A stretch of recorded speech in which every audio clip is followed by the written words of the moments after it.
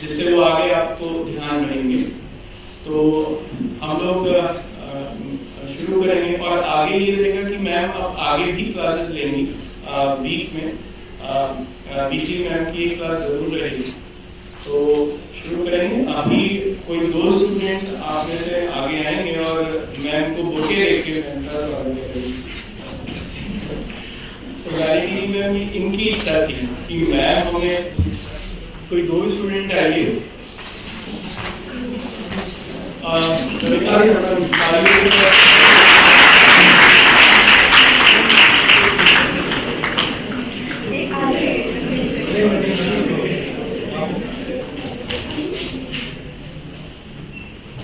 जोरदार तालियां।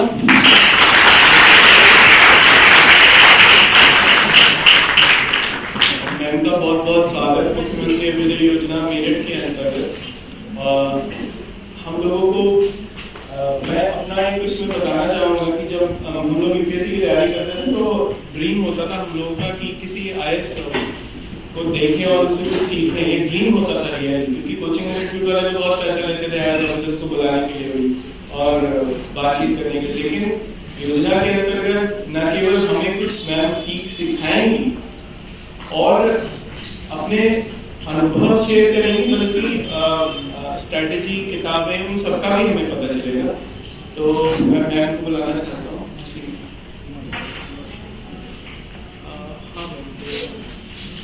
वो ये वाला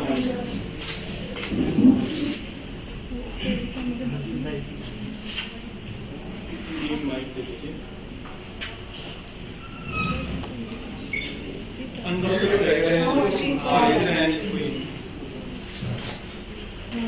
नमस्ते, मेरा नाम जागृति है और आप सब यूपीएससी के हुए हैं, यूपीटीसीएस वाले हुए हैं। कितने लोग ऐसे हैं जो यूपीटीसीएस के लिए आए हैं? सिर्फ यूपीटीसीएस कोई ऐसा है? सब यूपीएससी के साथ ही टारगेट कर रहे हैं। हिंदी मीडियम के कितने लोग हैं? ज़्यादातर हिंदी मीडियम से हैं, ठीक है। और कौन सी ईयर का अटेम्प्ट आप लोग कर रहे हैं? 2023 में कितने लोग अटेम्प्ट करने का सोच रहे हैं? 2024 मतलब टाइम है।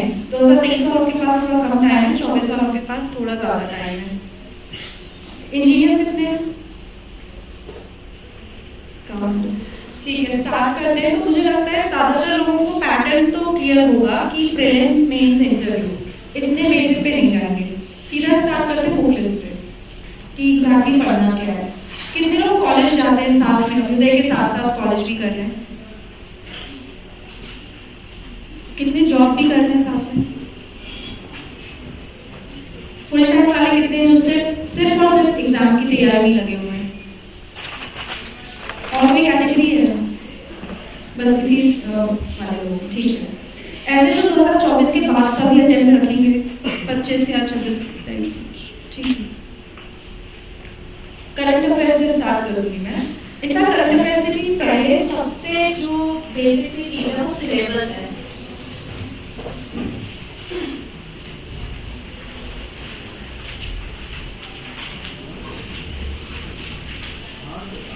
चाहे यूपीटीसीएस का कर रहे हो आप, यूपीएससी का कर रहे हो, सिलेबस सबका होता है।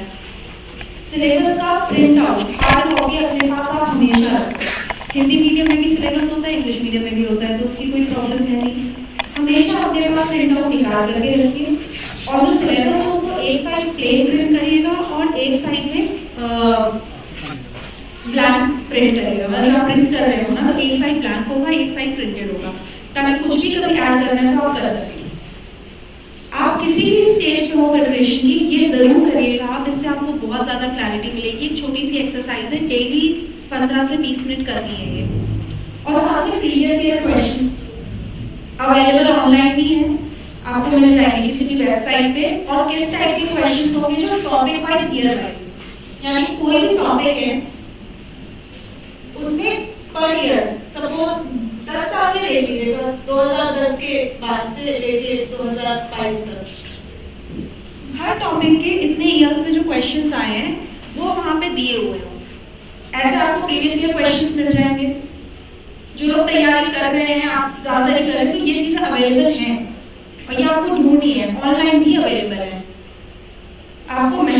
करनी पड़े, इसलिए आप टॉपिक वाइज सेग्रीगेटेड जो टॉपिक के हिसाब से जमे हुए हो उन्हीं को लीजिएगा। इवन मार्केट में आपको मिल जाएगी, कुछ पब्लिकेशंस हैं, आप उनमें जाके देखोगे तो आपको इजीली मिल जाएगा।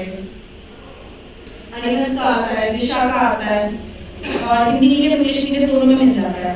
वो ये दो चीजें खरीद करके हार्ड कॉपी में, ऑनलाइन नहीं, ये आपको प्रिंट आउट ले करके अपनी टेबल पे रखना है। क्या करिए, सिलेबस को पढ़िए और उसके टॉपिक में से प्रीवियस ईयर क्वेश्चन कौन सा है उसको पढ़िए। डेली एक टॉपिक उठाइए सिलेबस का। यूपीएससी का सिलेबस कितने लोगों ने अभी तक नहीं देखा है? देखा ही है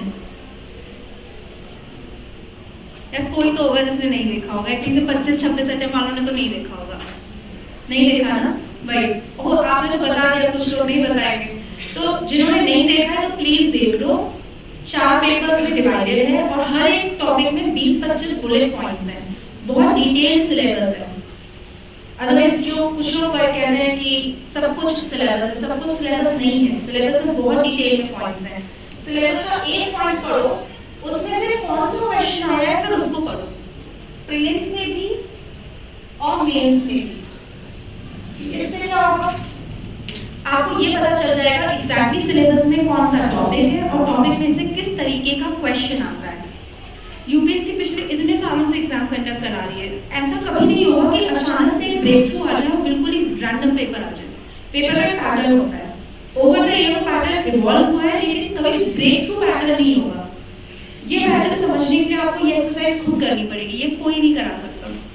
और इसी से आपको अपनी प्रिपरेशन को, कौन से टॉपिक को ज्यादा पढ़ना, कोई एक टॉपिक है जो 10-20 साल में एक बार कभी क्वेश्चन आया तो आया, नहीं आया, तो आप उस पे ज्यादा टाइम दोगे या कोई ऐसा टॉपिक है जिसमें हर साल क्वेश्चन आता है उस पे ज्यादा टाइम दोगे? ये डिसीजन आप कैसे लोगे? जब आप एक्सरसाइज कर लोगे कि आपको पता है इस टॉपिक में से इस तरीके के क्वेश्चन आते हैं, इस तरीके के क्वेश्चन नहीं पूछे जाते, फिर जब आप पढ़ने बैठोगे तो आपको पता होगा कि किस टॉपिक पे हमें ज्यादा फोकस के साथ पढ़ना है, किन चीजों को नहीं याद करना, किन चीजों पे बहुत और शायद स्टडी की जरूरत हो।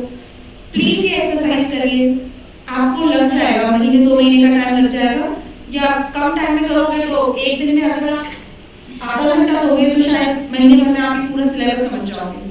सिलेबस भी समझ जाओगे और एक बार प्रीवियस और क्वेश्चन के आंसर्स मत ढूंढिए कि उसका आंसर क्या है। क्वेश्चन ही पढ़ के क्वेश्चन ही समझ लो कि आखिर पूछा क्या है, टॉपिक और पूछा क्या है, इतना समझ लीजिए। डेली इसके लिए टाइम निकालो। टाइम का तो 15 मिनट ज्यादा है तो आधा घंटा, पर डेली एक्सरसाइज करनी है। अब इसके बाद पढ़ाई की बात करते हैं। जब आपको इससे ये समझ में आने लगेगा कि एग्जैक्टली सिलेबस क्या है, क्वेश्चन कैसे आते हैं, फिर सबसे इम्पोर्टेंट करंट अफेयर्स है, क्योंकि आप कोई भी चीज पढ़ते हो उसका कंटेम्पररी रेलेवेंस मालूम होना चाहिए। तो न्यूज़पेपर्स हैं, द हिंदू, इंडियन एक्सप्रेस और दैनिक जागरण का जो राष्ट्रीय संस्करण आता है उसका संपादकीय, अगर आप हिंदी मीडियम से हैं तो। जैसे द हिंदू, कितने लोग जो द हिंदू कितने पढ़ते हैं यहाँ पे? कम पढ़ते हैं। और इंडियन एक्सप्रेस, ठीक है, दैनिक जागरण, तो बाकी क्या पढ़ते हैं? जनसत्ता, हिंदी का आइडिया है, मुझे इतना पता है। दैनिक जागरण के राष्ट्रीय संस्करण का संपादकीय कुछ लोग पढ़ते हैं, उसके अलावा जनसत्ता पढ़ते हैं। जो भी आप न्यूज़पेपर पढ़ते हैं, इंग्लिश आउटलेट थोड़ा सा यहाँ पे एडवांटेज है कि वो directly the Hindu, Indian express पढ़ के दोनों में से कोई एक, दोनों नहीं, एक न्यूज़पेपर या दोनों में से कोई एक पढ़ के आप उसको कर सकते हो खत्म। हिंदी आउटलेट मैं आपको बताती हूँ, आप एक न्यूज़पेपर दोनों में से आप जनसत्ता बता रहे जो भी है उसको उठा लो, उसका फ्रंट पेज पढ़ लिया, इंटरनेशनल रिलेशंस पढ़ लिया, संपादकीय पढ़ लिया, एक ओवरव्यू आपको पूरे हमेशा मिलता जाएगा। उसके अलावा क्या करो, क्योंकि हिंदू में आर्टिकल्स अच्छे आते हैं, आप ऑनलाइन यूट्यूब पे कई एडिटोरियल डिस्कशन के चैनल्स हैं, कई ऐसे ऑनलाइन चैनल्स हैं जो फ्री में रोज के रोज एडिटोरियल का डिस्कशन पब्लिश करते हैं, उसको सुन लीजिए और अपने हिसाब से उसमें से बहुत इंपॉर्टेंट चीजें याद करने की कोशिश करिए। लिखो भले ही, पर समझो कि एक बार आपके दिमाग में बस जाए। एक ओनली आइज करके आता है, वो हिंदी इंग्लिश मिक्स करके अच्छे, उसमें आधे घंटे का वीडियो होता है, तो आपको उससे फायदा होगा कि आपको द हिंदू का भी कुछ छूटेगा नहीं। इंपॉर्टेंट चीजें आप वहां से कलेक्ट कर लोगे, तो आप ये काम एक्स्ट्रा भी कर सकते हो। और न्यूज़पेपर के नोट्स मत बनाइए, वो बहुत ज़्यादा बल्कि हो जाएंगे, पढ़ लीजिए। और जो द हिंदू पढ़ते हैं, इंडियन एक्सप्रेस पढ़ते हैं, उनको टाइम ऐसा लगता है कि पूरा नहीं मिल पाता न्यूज़पेपर देखने के लिए, तो फर्स्ट पेज पढ़ लो इंटरनेशनल रिलेशंस और एडिटोरियल, और हो सके तो इकोनॉमिक्स की, इकोनॉमिक्स वाला जो पेज आता है वो वाला पेज भी पढ़ लीजिए। हाँ, इकोनॉमिक्स में पढ़ेंगे तो इससे आपका पेपर जनरली कवर हो जाएगा। मंथली मैगजीन आती है विजन की, वो हिंदी और इंग्लिश दोनों में आती है, और भी दूसरे इंस्टीट्यूशन की आती है, मैंने इसी की फॉलो की थी। मंथली वो ऑनलाइन अपडेट कर देते हैं, उसका आप प्रिंट आउट निकाल लीजिए। डेली लगभग 100 पेज की होगी वो, डेली 4 पेज पढ़ें। अभी ये जो मंथ चल रहा है दिसंबर, तो अक्टूबर की शायद ऑनलाइन कर दूंगी। अभी से पढ़ना स्टार्ट कर दो, अगर आज तक नहीं पढ़ा तो पुरानी छोड़ दो, आज से पढ़ना स्टार्ट कर दो। डेली 4 पेज पढ़ो, 4 पेज पढ़ो, अच्छे से पढ़ो, समझ लो, और जो इम्पोर्टेंट पॉइंट्स हैं उनको कोशिश करो लर्न भी कर लो, हाईलाइट कर लो, कुछ भी कर लो। अगर आप डेली 4 पेज पढ़ेंगे तो 20-25 दिन के उसमें आप पूरी मैगजीन पढ़ लोगे, और लास्ट के जो 3-4 महीने के बचेंगे उसमें उस मैगजीन को रिवाइज कर लो। ये आपको हर महीने करना है करंट अफेयर्स के लिए, इसमें करंट अफेयर्स कंप्लीट हो जाएगा। बाद में रिवीजन के, और ये मैगजीन जो मैंने बताई है अपने एक्सपीरियंस से बताई है, आपको ये नहीं अच्छी लगती, ऑनलाइन है, हमेशा आ जाती थी, कोई उसमें कॉस्ट इन्वॉल्व नहीं है, कुछ भी नहीं, तो इसलिए मैं उस हिसाब से करती थी। आपको कोई और अच्छी लगे तो कोई और दूसरी देख लेना। इसके अलावा क्या करना है, प्रीलिम्स के पहले ना इनका इसका भी आता है, दूसरों का भी आ जाता है। विजन में इसलिए बोल रही हूँ कि मैंने खुद भी किया, हिंदी इंग्लिश दोनों में अवेलेबल है। प्रीलिम्स से पहले क्योंकि नोट्स तो बनाए नहीं है, एक पीटी 365 आती है, ये हर सब्जेक्ट की आती है, उसमें से करंट अफेयर्स रिवाइज करना है। इसके अलावा मेंस से पहले मेंस 365 आएगी, यहाँ से करंट अफेयर्स रिवाइज हो जाएगा। ये कुछ नहीं, साल भर का इकट्ठा कर देते हैं प्रीलिम्स के हिसाब से, मेंस के हिसाब से। ये समझ में आया सबको कि करंट अफेयर्स में किसी को कोई डाउट है? अरे इतना तो करना पड़ेगा, अगर मैं पूछूं कि इसमें आपको टाइम कितना लगेगा एक दिन में अगर आप दोगे, तो न्यूज़पेपर को भी पढ़ना, एनालाइज करना, समझना, सब कुछ उसमें 1 से 1.5 घंटा रोज लग जाता है। ये मैगजीन के 4 पेज पढ़ने का मतलब 40-45 मिनट्स का काम हो जाएगा, तो ऑन एन एवरेज 2-2.25 घंटा आपको रोज करंट अफेयर्स को देना है। करंट अफेयर्स से किसी को कुछ पूछना है? हाँ, जून में एग्जाम है तो पिछले साल के जून से आगे आपको कर देना चाहिए, पर आई गेस अगर आपने पिछली मंथली मैगजीन नहीं पढ़ी है तो आप अभी जो अवेलेबल है यहाँ से स्टार्ट कर दो, और लास्ट में मेरी पीटीओ मेल से पढ़ लेना, ये कर सकते हो। अब ये एक चीज और, कोई भी मैगजीन हो न्यूज़पेपर मत छोड़िएगा, क्योंकि न्यूज़पेपर से जो आपको डेली आप बिल्ड करोगे ना वो बहुत हेल्प करेगा। एडिटोरियल क्या होता है कि कोई भी न्यूज़ एक दिन में जनरेट नहीं होती, कि आज ही वो न्यूज़ बहुत बड़ी हो गई, या कोई भी न्यूज़ एक दिन में जाती नहीं है, धीरे धीरे वो बिल्डअप होती रहती है।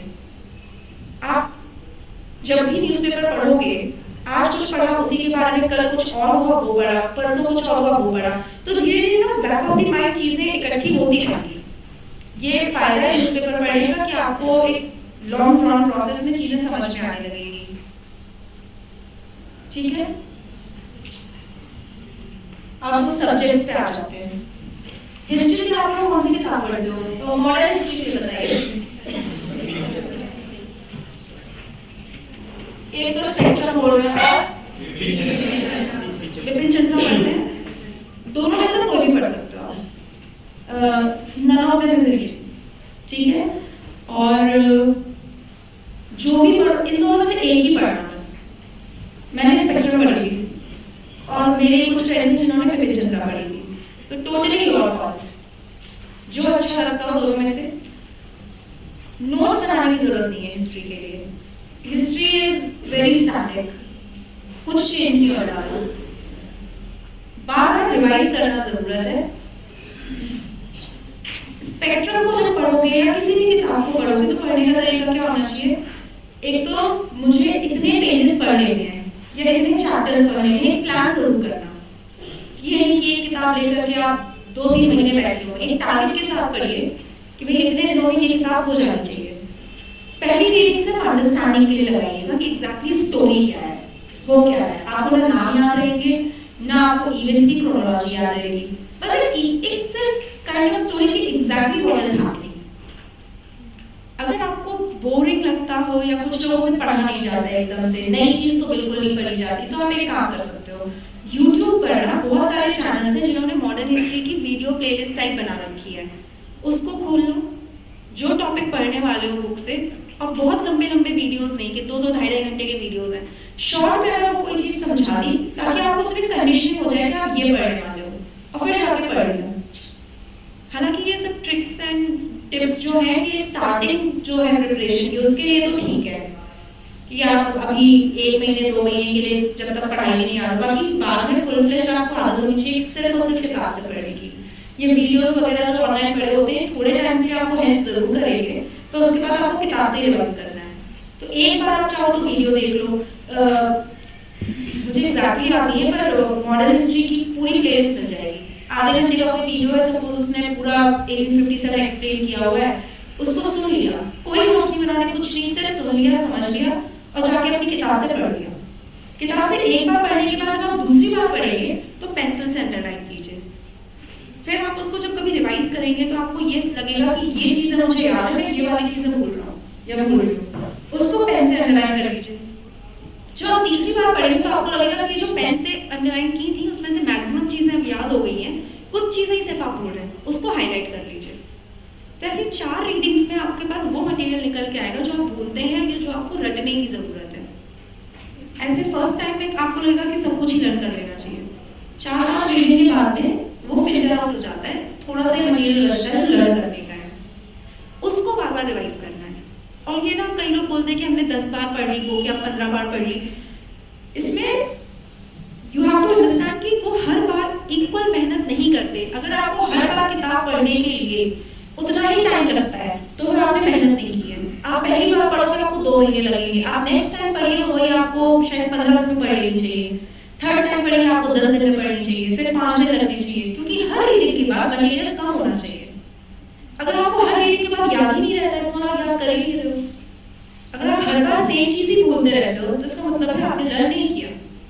तो इस तरह से रिवीजन का कंटेंट कम होना चाहिए सक्सेसिव रीडिंग्स में, और ये हर सब्जेक्ट के लिए वैलिड है, यही पढ़ने का तरीका है। अदरवाइज आप इतनी मोटी मोटी बुक्स लेकर के बैठे रहिए, आप इसको अभी भी 2 महीने लगा के पढ़ेंगे, बाद भी 2 महीने लगा के पढ़ेंगे तो कोई पॉइंट नहीं है। पहली रीडिंग में बहुत टाइम लेकर के बहुत अच्छे से समझ के चीजों को लर्न करके हर चीज कर लीजिए, दूसरी बार में तो फिर आपको एक होना चाहिए।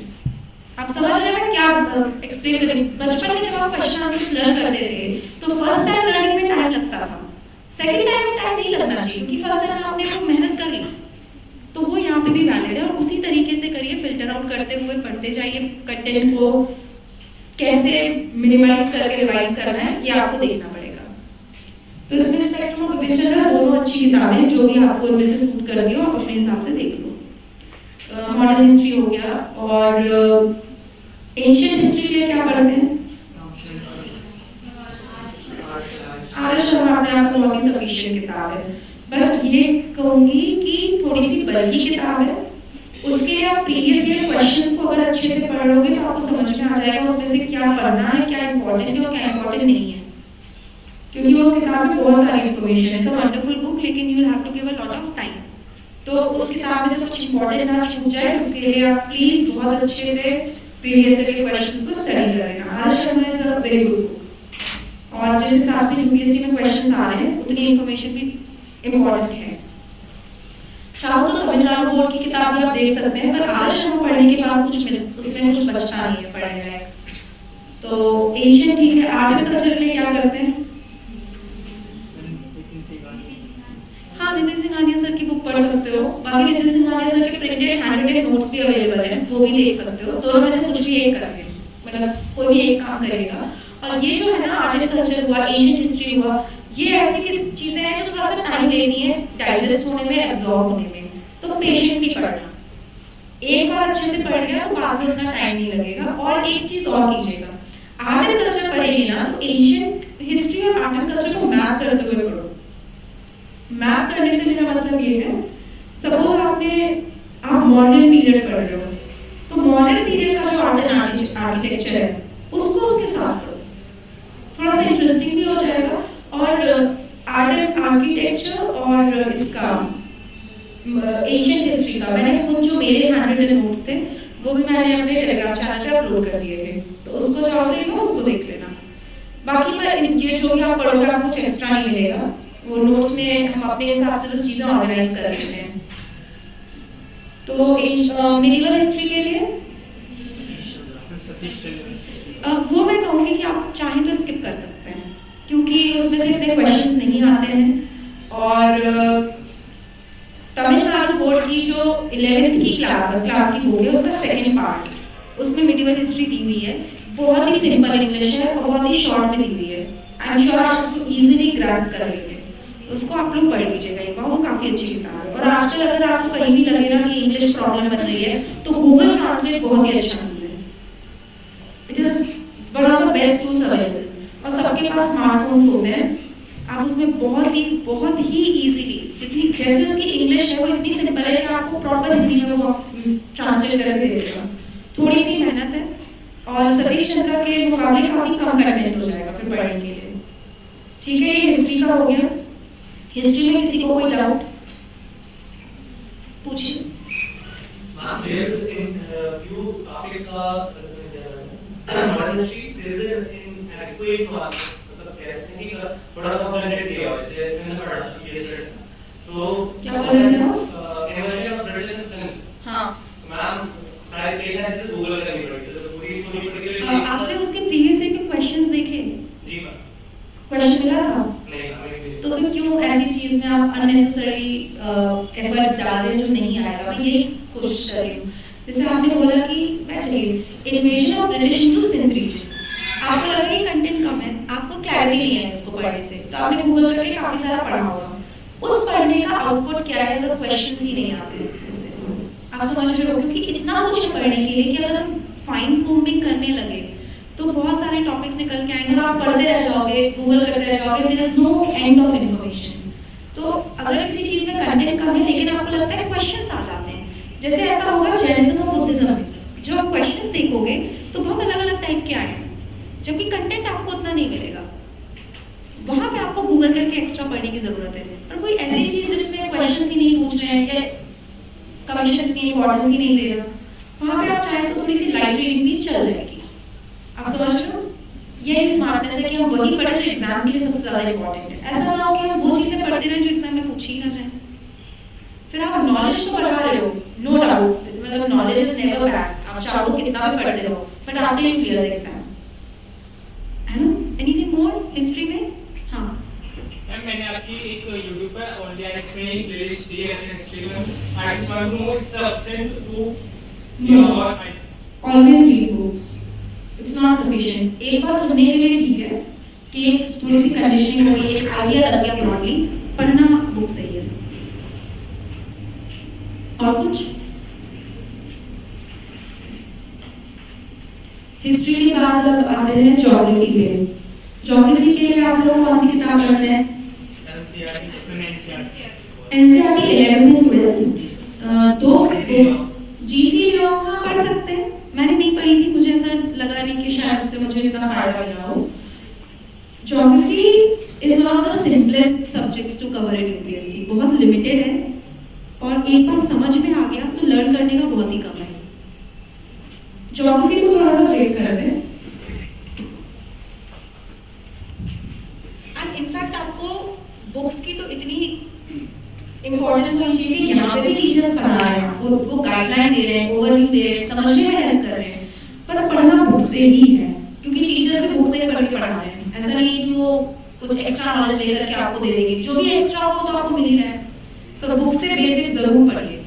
यहाँ पे बैठ करके कंसेप्ट को समझिए, एक बार सुन लेंगे तो पढ़ने में टाइम कम लगेगा। क्लासेस की इंपॉर्टेंस ये नहीं कि क्लास में आना छोड़ो, क्लास की इंपॉर्टेंस ये है कि आप जब एक बार कोई चीज सुन लोगे, समझ लोगे यहाँ पे बैठ के, तो वापस जाके जब बुक से पढ़ोगे तो टाइम नहीं लगेगा पढ़ने में।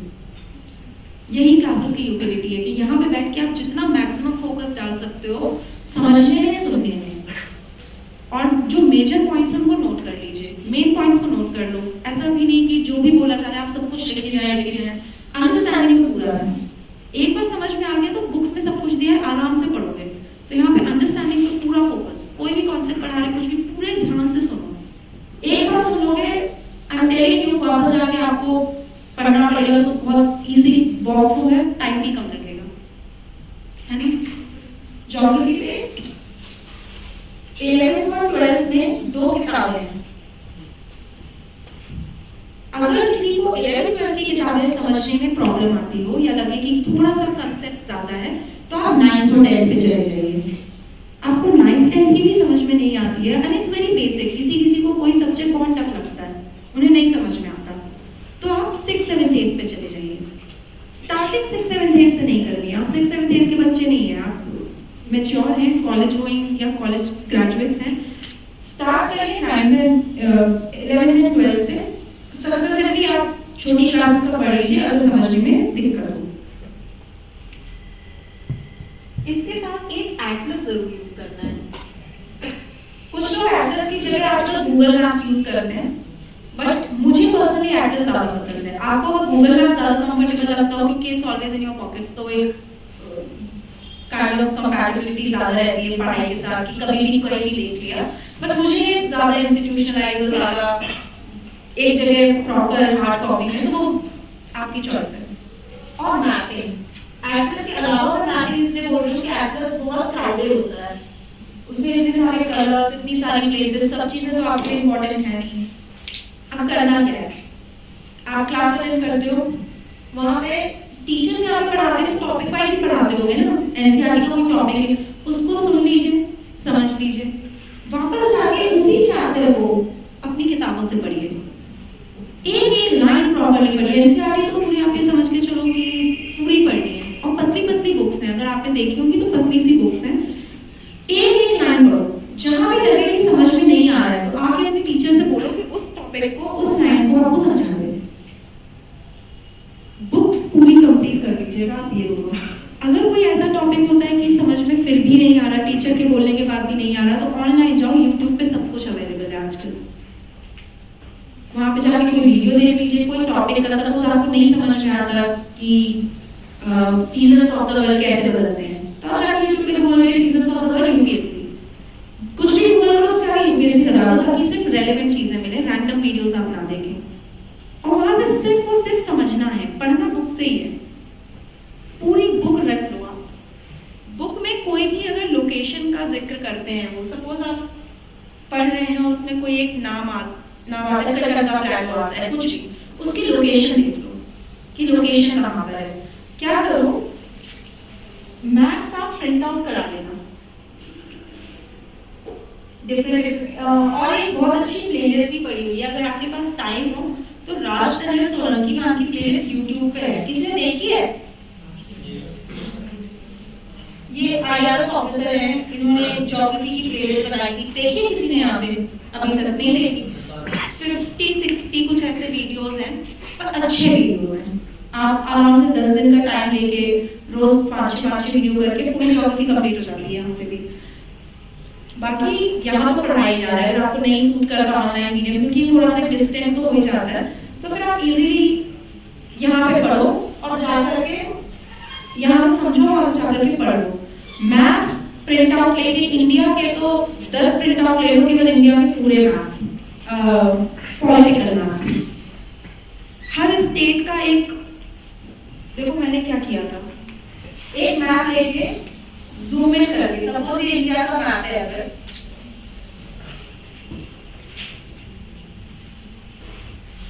ठीक है, मैंने इतना का प्रिंट आउट कर लिया, इतने का ले लिया जूम करके, पेज में जाओ जूम करके और इतने का ले लिया, A4 साइज पेपर पे। इस मैं कोई भी अगर लोकेशन होती थी ना, तो उसको यहाँ पे आके मैं मार्क कर लेती थी, कोई भी इंपॉर्टेंट लोकेशन, कोई भी इंपॉर्टेंट रिवर, कोई भी, देखो आप एक मैप पे इसलिए मत करना कि बहुत ज्यादा क्राउडेड हो जाएगा, पढ़ने में मन नहीं लगेगा, फिर वो प्रॉपर स्पेस होगा। मैं प्रोजेक्टर की यहाँ पे फैसिलिटी नहीं है ना, वरना मैं शायद दिखा भी देती। हाँ, नेक्स्ट टाइम अगर होगा तो दिखा देना। तो उस तरीके से अगर आप करेंगे तो आपके पास एक एक चीज जो भी किताब में मेंशन है आपके मैप पे होगी, आपको लर्न हो जाएगी। और जब आप पढ़ेंगे ना ये 11th की बुक्स खासकर, इतनी सारी लोकेशंस हैं उसमें, बहुत शायद उन्होंने कुछ छोड़ा हो, पूरे इंडिया को मैप कर देती है वो बुक में कोई भी चीज लिखी हुई है वो आप मैप कर लो, एड्रेस पे ढूंढो और मैप पे बना लो। अगर एड्रेस पे नहीं मिलती है तो गूगल मैप से देख लो। पर एक ही लोकेशन जो बुक में मेंशन है उतनी तो मैप करनी है। रिवर्स नाम आएगी कामिनी, कामिनी, ये वो, तो आपको बनाइए मैप पे, ऐसे डर नहीं होगा, मैप पे बनाओ। इंडस रिवर की बात हो रही है, इस वाले मैप पे जाकर के इंडस रिवर को पूरा मैप करिए, कौन से रिवर के किनारे कौन सी इंपॉर्टेंट सिटी है, कौन सा इंपॉर्टेंट बायोस्फीयर रिजर्व है या नेशनल पार्क है, कुछ भी है इंपॉर्टेंट, उसको मैप करिए। क्वेश्चंस आते हैं। वर्ल्ड मैप आप भले ही ना बनाएं, क्योंकि वर्ल्ड मैप से क्वेश्चन बहुत डीपली नहीं आएगा, बट इंपॉर्टेंट लोकेशन के लिए आपको पता होनी चाहिए। वो स्ट्रेट्स हैं जो इंपॉर्टेंट, जैसे बॉस्फोरस स्ट्रेट है या स्ट्रेट ऑफ मार्शल्स है, वो अगर पूछेंगे वेस्ट टू ईस्ट उसको अरेंज कर दो या नॉर्थ टू साउथ अरेंज कर दो, उसके लिए आपको बेसिक चीजें तो पढ़नी पड़ेगी। तो ये सारी बेसिक जो एटलीस्ट फीचर्स हैं वर्ल्ड के, उनको अच्छे से समझ के उनकी लोकेशंस ये सब आपको करना है। ठीक है, ज्योग्राफी में कोई डाउट किसी को?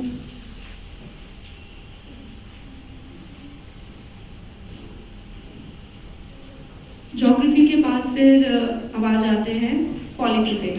पॉलिटी पे कौन सी किताब पढ़ते हैं आप लोग?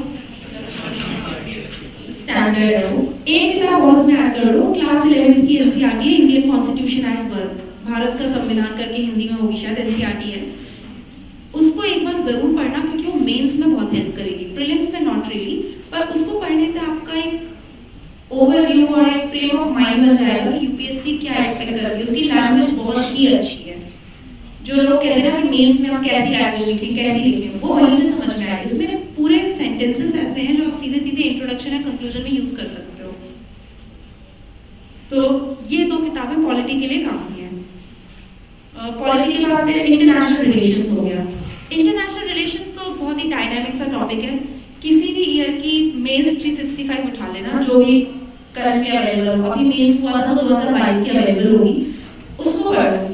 और फिर बाकी ऑनलाइन बाकी डेली न्यूज़पेपर्स में तो करंट अफेयर्स में इंटरनेशनल रिलेशंस अपडेट होता रहता है, तो अपडेशन आपको मिलता ही जाएगा। बाकी जो स्टैंडर्ड जो उसका फिक्स कंटेंट है वो मेंस 365 उठा लो, किसी भी ईयर की, किसी भी एक मतलब रीसेंट पॉलिसी, और उसको पढ़ लो आप एक बार, तो इंटरनेशनल रिलेशंस हो जाएगा। इतना टफ नहीं है। और न्यूज़पेपर से उसको जरूर पढ़ें इंटरनेशनल रिलेशन वाला पेज, क्योंकि क्वेश्चंस आते हैं और क्वेश्चन डायरेक्टली मैगजीन से नहीं आते हैं। बहुत एनालिटिकल क्वेश्चंस आएंगे। अगर आपने न्यूज़पेपर से पढ़ा है, न्यूज़पेपर को समझा है, तभी आप आंसर कर पाओगे। इंटरनेशनल रिलेशंस हो गया। अब नेक्स्ट कौन सा सब्जेक्ट है?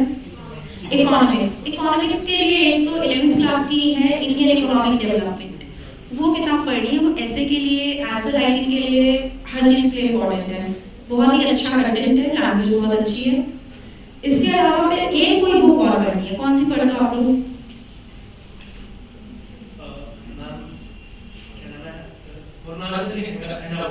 हैंडआउट्स पढ़ सकते हो, बिल्कुल पढ़ सकते हो। वो एक अच्छे से क्विज की जगह है, वो मिल जाते हैं, वो ठीक है। इसके अलावा एक तो क्लास 12 की जो एनसीईआरटी है ना, उसके जो लास्ट के एक दो पेजेस में ग्लॉसी दी हुई है क्लास 12 की इंडियन मैक्रो इकोनॉमिक्स पे, उसको पढ़ लेना।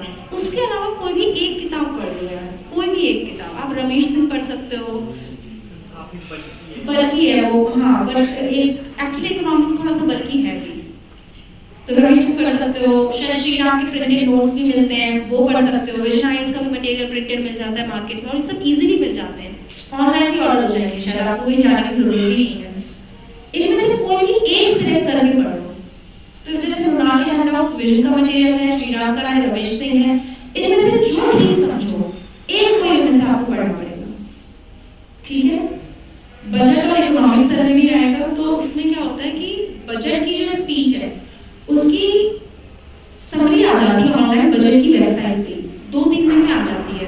बजट एट अ ग्लैंस आता है एक डॉक्यूमेंट, बजट की पॉइंट्स और सेलिएंट फीचर्स करके कुछ आता है। ऐसे अगर आप देखोगे तो 2-3 डॉक्यूमेंट्स आएंगे बजट के, budget at a glance, budget summary and budget salient features, ऐसा कुछ करके उसका प्रिंट आउट ले लीजिएगा। इसके अलावा इकोनॉमिक सर्वे की जो समरी है वो पीआईबी पे आती है, one of the best summaries available. PIB पे आती है इकोनॉमिक सर्वे की समरी, और बजट की खुद की वेबसाइट पे बजट की कुछ समरी आती है और कुछ 1-2-3 डॉक्यूमेंट्स आते हैं। टोटल मिला के मेरे को लगता है ये सब कुछ मिला के 25-30 पेज का कंटेंट आएगा। एज ए प्रिंट आउट लेके पूरा लर्न कर। फिगर्स बहुत ज्यादा याद करने की जरूरत नहीं है, पर कुछ फिगर्स हैं जैसे आपका फिस्कल डेफिसिट कितना है, प्राइमरी डेफिसिट कितना है, और वो पूरा अरेंज करके देते हैं कि पिछले साल में कितना था, अब कितना है, बाद में कितना होगा। इस तरीके से मेन 365 में भी कुछ ना कुछ कवरेज मिल जाएगी इस चीज की। और बहुत सारे ऑलमोस्ट हर कोचिंग मटेरियल भी अपना मटेरियल निकालता है, बट ये मेरे को बेस्ट लगा था क्योंकि ये खुद गवर्नमेंट के रिसोर्सेज से, तो जो सबसे इंपॉर्टेंट है दे पुट इट आउट, और हिंदी में भी जोर में वैल्यू भी होता है। तो ये हो गया इकोनॉमिक्स। इकोनॉमिक्स में एक चीज और, आंसर राइटिंग में ना फैक्ट्स को याद रखना जरूरी है, और जब आप फैक्ट्स लिखते हैं don't just beat the bush कि there are so and so एसएचजीस रनिंग इन द कंट्री। आपको कैसे पता? कभी भी डेटा यूज करो अगर आंसर राइटिंग में, तो उसका सोर्स जरूर लिखो। According to economic survey these many MSMEs are running in the country, और MSMEs have created this worth of employment in the country। आपको कैसे पता कि इतने परसेंटेज अनएम्प्लॉयमेंट है? अकॉर्डिंग टू NSSO सर्वे या अकॉर्डिंग टू PLFS, कुछ पीरियोडिक लेबर फोर्स सर्वे आता है, अकॉर्डिंग टू PLFS सर्वे, अगर आपको ईयर याद है according to recent PLFS survey, exactly नहीं याद आ रहा है, this is how you should word it. कोई कुछ चीजें ऐसी होती हैं जो बहुत बेसिक होती हैं, जैसे कि farmers income needs to be increased in order to have a sustainable economy, in order to have a sustainable Indian agro economy। ऐसा कुछ अगर है, ये सबको पता है कि एक सस्टेनेबल इंडियन एग्रो इकोनॉमी के लिए आपको फार्मर की इनकम बढ़ानी पड़ेगी, तभी वो उसमें इन्वेस्ट कर पाएगा। Successive economic surveys have observe, मतलब पिछले कुछ सालों से इकोनॉमिक सर्वे ने ऑब्जर्व किया है कि यदि एक ऐसी, और ऑब्वियसली किया ही होगा, इतनी बेसिक चीजें तो ऐसा हो ही नहीं सकता कि उसने ना किया। ऐसी छोटी छोटी चीजें अगर आप निकालोगे ना, ये नहीं समझ में आता, लेकिन जब एक बार आंसर राइटिंग स्टार्ट कर दोगे, फुल फ्लेज उसमें आ जाओगे, तो दिस इज वेरी बेसिक। ये आंसर राइटिंग में बहुत काम आएगा। एक शीट बना लेना, मैं इकोनॉमिक्स के साथ ही बता देती हूँ ये चीज, डेटा शीट बना लीजिएगा, प्रीलिम्स में भी काम आएगी। और अभी तो नया वाला सेंसस अभी नहीं आया ना, नया सेंसस नहीं आया, तो ऑब्वियसली अभी सेंसस 2011 में डेटा आपको लेके चलना पड़ेगा। एक ब्लैंक पेज लीजिए, उसमें टॉपिक लिख दीजिए। मैं आपको टॉपिक्स भी बता देती हूँ। एक तो वुमेन हो गया, चिल्ड्रन हो गया, हेल्थ, एजुकेशन, और एक ब्लैंक शीट पर टॉपिक, ठीक है। एजुकेशन है और हमें डेटा मिलता है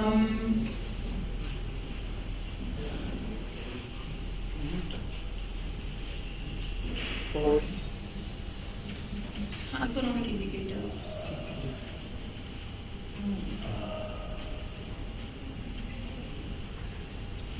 ये कुछ ऐसे टॉपिक्स हैं जो क्वेश्चन आना ही आना है, इसका क्वेश्चन ऐसा हो ही नहीं सकता ये क्वेश्चन ना आए। क्या करो आप, एक पेज लो विमेन से रिलेटेड जितना डेटा है पूरा उस डेटा शीट में भरो। ये डेटा कहाँ से मिलेगा? करंट अफेयर्स की मैगजीन में आता रहता है। इतना डेटा मिलेगा कि आप यू नॉट फिल्टर आउट। उल्टे सीधे ऑर्गेनाइजेशंस के डेटा मत डालो कि जो कोई जानता ही नहीं है उस ऑर्गेनाइजेशन को और उसका डेटा डालना है। कौन सा ऑर्गेनाइजेशन अच्छे हैं? आपका इकोनॉमिक सर्वे में कुछ डेटा दिया हो, कुछ बजट में दिया हो, या एनएसएस डेटा देता रहता है, पीएलएफएस का डेटा हो गया। ये मेन डेटा के सोर्सेस हैं। सैंपल रजिस्ट्रेशन सर्वे का भी डेटा है, इजीली अवेलेबल चीजें होती हैं। ये सेंसस का डेटा है। विमेन की तो आप ये देख सकते हो कि तो sex ratio, child sex ratio, maternal mortality rate, SDG के इसके इंडिकेटर्स क्या हैं, एसडीजी के टारगेट्स क्या हैं, हमारे कितने, हम कहां पर भी स्टैंड करते हैं। फिर लिटरेसी रेट देख लीजिए, पीएलएफएस में लेबर फोर्स पार्टिसिपेशन रेट देख लीजिए। इस तरीके के बहुत सारे छोटे छोटे डेटा, ब्रेस्ट फीडिंग पे क्या डेटा अवेलेबल है, रिप्रोडक्टिव हेल्थ पे क्या डेटा अवेलेबल है, खूब सारा मिलेगा। और एक शीट में अगर आप लिख लोगे, कहीं भी कोट करना है, अगर क्वेश्चन आया तो आप सीधे यहीं से उठा करके कोट कर सकते हो डेटा को। मुझे आज भी एक डेटा याद है इंटरनेशनल लेबर ऑर्गेनाइजेशन का, कि अगर इंडिया में विमेन का labour force participation rate main के इक्वल हो जाए तो जीडीपी वुड ग्रो बाय 27%, क्योंकि लिख रखा था तो उस पेपर में वो somehow याद रह गया, वो आज तक याद है। ये डेटा को आप कहीं भी कोट कर सकते हो, अगर women की लेबर फोर्स पार्टिसिपेशन रेट पे क्वेश्चन आया तो एज अ कंक्लूजन यूज कर सकते हो, कहीं भी कोई डेटा इंट्रोडक्शन यूज कर सकते हो। सपोज अर्बनाइजेशन पे कोई क्वेश्चन आया, कितने परसेंट इंडियंस अभी अर्बन उसमें रहते हैं, कितने परसेंटेज रूरल में रहते हैं, फ्यूचर में क्या एक्सपेक्टेशन है, ये सारे डेटा। और ये हर टॉपिक पे, ये बहुत बेसिक टॉपिक्स हैं, आपको लगे कोई और भी इम्पोर्टेंट है तो उसका बना लेना। इवन एनवायरनमेंट का भी एक डेटा शीट आपको एनवायरनमेंट की बनानी चाहिए, क्योंकि इतने सारे रिपोर्ट्स वगैरह आती हैं, यूएनएफसीसी की रिपोर्ट आती रहती है, कुछ ना कुछ डेटा एमओईएफसीसी देता रहता है, कुछ मिनिस्ट्री ऑफ अर्थ साइंसेस देता रहता है। उनको एक जगह कंपाइल कर दो, कहीं भी लिखना होगा आप बहुत इजीली लिख पाओगे। WHO का भी डेटा आता है पोल्यूशन से रिलेटेड कि pollution is responsible for early mortality and morbidity.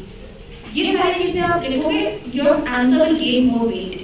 और ये सब चीजें याद कैसे रहेंगी एग्जाम में, क्योंकि ये कोई सिलेबस का ऐसा हिस्सा तो नहीं कि डेटा विल बी आस्क्ड। जब आप ऐसे शीट्स बना लो, कितनी शीट्स बनेंगी? गिनती से 10 शीट्स, हार्डली 10 शीट्स। अब आप उसको रिवाइज करते रहो एज इट इज, बस data will help you. And also reports आती रहती है, कितनी सारी IMF की रिपोर्ट आती रहती है, वर्ल्ड बैंक की report, ease of doing business की report, there are so many reports coming. उनको यहाँ लिख लो, जिस भी टॉपिक से वो रिपोर्ट रिलेटेड है, जिस भी टॉपिक में उस रिपोर्ट में मार्क की हुई है, उसके यहाँ पे जाकर के आप लिख लीजिए। यूएनडीपी का कोई डेटा आता है, यूएनडीपी अपना निकालती रहती है, मल्टी डायमेंशनल पॉवर्टी इंडेक्स निकालती है, उसमें कुछ ना कुछ बोलेगी। हंगर में कोई रिपोर्ट आएगा, दे विल से समथिंग और the other, just go and write it there. Hunger है, एक हेल्थ में एक और कॉलम बना लेना न्यूट्रिशन का, उसमें आप हंगर का डेटा डाल देना, स्टडिंग का डेटा, वेस्टिंग का डेटा, क्या बोल रहे हैं, just go and write it there. This will help you remember things for a long time. So data sheet you must make. I made it and it really benefited me, क्योंकि मुझे introduction conclusion के बारे में सोचना ही नहीं होता था। मेरे पास ऑलरेडी एक ग्रेड, अगर कुछ नहीं मिला तो मैं डेटा तो ला लूंगी। और डेटा लोग कहते हैं आंसर्स में डेटा यूज करो, डेटा यूज करो, यहीं से डेटा आएगा, यहीं से रिपोर्ट्स को कोड करने में आपको हेल्प मिलेगी, क्योंकि सब एक जगह है, सब कुछ याद आ जाएगा। ठीक है, तो क्वालिटी हो गया था। अब नेक्स्ट क्या है? Science and technology. Science and technology actually बहुत ही बेसिक आती है, तो साइंस एंड टेक्नोलॉजी में आप यही करो, कोई भी PT 365 और एक मेंस 365 जो रिसेंट अवेलेबल हो, उसको उठा के पढ़ लो ऐसे रैंडमली, मतलब एज अ टेक्स्ट बुक उसको पढ़ लो। जो भी बेसिक कॉन्सेप्ट्स होंगे वो सब वो कवर कर देते हैं, बहुत ज्यादा डीप उसमें जाने की जरूरत नहीं है। बायोटेक्नोलॉजी पे क्वेश्चंस पूछे जा रहे हैं, तो अगर आपको उसको मतलब मैं अपने पर्सनल आपको जो सजेशन दूंगी कि आप बायोटेक्नोलॉजी के लिए क्लास 12 की एनसीईआरटी बायोलॉजी, उसमें एक चैप्टर है, उसको पढ़ो। बहुत डीप में मत जाओ, बहुत ज्यादा टेक्निकलिटीज मत पढ़िए, मगर जो बेसिक चीजें हैं, mitochondrial replacement therapy, 3 pair baby, इस तरीके की जो चीजें हैं जो दे माइट बी आस्क्ड, उनको पढ़ो। कांसेप्ट समझ में आ जाएगा, तो it is not very tough to remember, एक दो ही चैप्टर होंगे। इसके अलावा जो स्पेस रिलेटेड है, स्पेस के कुछ टर्म्स होते हैं, जियोस्टेशनरी ऑर्बिट है, पोलर ऑर्बिट, सन सिंक्रोनस ऑर्बिट, क्या डिफरेंस है, ऑनलाइन जाके सर्च कर लो। ये किसी बुक में अगर आपको मिलेगी तो वो बुक फिर इतनी बल्कि हो जाएगी, एक अलग से सब्जेक्ट बन जाएगा, उसका अपना कॉन्सेप्ट फिर आपको मिलेगा नहीं। तो कोई भी PT 365 मेंस 365 उठाओ, साथ में एनसीईआरटी से बायोटेक्नोलॉजी पढ़ लो और करंट अफेयर्स के साथ साथ ये हो जाएगा। Very simply you can cover it. बहुत ही कोई एकदम रैंडम क्वेश्चन आएगा तो वो आपको नहीं, वो बहुत लोगों को नहीं बनेगा, क्योंकि हर कोई बेसिक ही पढ़ के जाता है। तो उसको ज्यादा चेस करने से अच्छा है कि बेसिक्स पे अपने ध्यान दें। This is how you can complete your science. Environment के लिए आप एनसीईआरटी बायोलॉजी में इकोलॉजी की पूरी यूनिट है, एक तो उसको पढ़ लेना है, क्लास 12 में है, और क्लास 11 की एनसीईआरटी केमिस्ट्री पार्ट 2, उसमें एनवायरनमेंट केमिस्ट्री करके एक चैप्टर है, उसको पूरा पढ़ लेना है।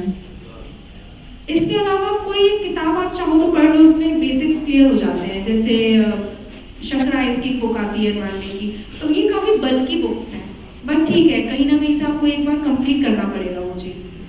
तो उसको देख लीजिएगा, कोई भी एक किताब अगर ये वाली पसंद आ जाए तो उसी को पढ़ लेना, ज्यादातर लोग यही पढ़ते हैं। अपार्ट फ्रॉम दिस एक टेलीग्राम का चैनल है, वो मुझे काफी सही लगता था। एक वैशाली आनंद नाम है, उनका टेलीग्राम चैनल है। उसमें आप सब कुछ नहीं करना है, उसमें आप क्या करना, टेलीग्राम चैनल आता है सबको, उसमें जब आप ऊपर जाके टैब पे क्लिक करोगे तो वहाँ पे मीडिया, डॉक, फाइल्स ऐसा आता है ना। फाइल्स में जाना, उसमें कुछ फाइल्स में लिखा हुआ है एमसीक्यू, वो मत खोलना, कोई एमसीक्यू पढ़ने की जरूरत नहीं है। वहां से कोई रिपोर्ट की समरी उन्होंने डाली हुई हो, वो रिपोर्ट की समरी वगैरह बना के डालती रहती हैं और बहुत ज्यादा नहीं होगी, शायद साल में 10 ही हो और एक 2 पेज की, उनको पढ़ लीजिएगा। कोई डॉक्यूमेंट्स इस तरह के नहीं शेयर किए हो। और मीडिया में ना वो कई बार ट्विटर से कोई इमेज हो गई, यूएनडीपी जो डायरेक्टली डाली हुई हो, कोई सिंपल सा चार्ट कंपैरिजन टाइप का, बस उतना पढ़ना है। या फिर वो कई बार न्यूज़पेपर के आर्टिकल शेयर करती रहती हैं, कोई टॉपिक लगे कि रेलेवेंट है तो वो आप उसे ले सकते हैं, ठीक है। इसको as an add on use करिए, और ये सिर्फ और सिर्फ मेल्स के लिए है। इनका जो टेलीग्राम चैनल है वो सिर्फ मेल्स के लिए ही यूज करना है, प्रीलिम्स के लिए नहीं। इसीलिए बोल रही हूँ कोई एमसीक्यू मत करना, वो बहुत ही रैंडम है, बहुत ज्यादा इंफॉर्मेशन है, उतनी इंफॉर्मेशन की हमें जरूरत नहीं है। एनवायरनमेंट में किसी को कोई डाउट है? एनवायरनमेंट में मैपिंग भी जरूरी है। जितने भी रिजर्व्स हैं, सेंचुरी, सारे नहीं पर एटलीस्ट इंपॉर्टेंट जो न्यूज में आते रहते हैं उतने तो आपको पता होना चाहिए। जैसे अभी एक वो चीता इंट्रोडक्शन प्रोजेक्ट है, वो कहाँ पर हुआ है,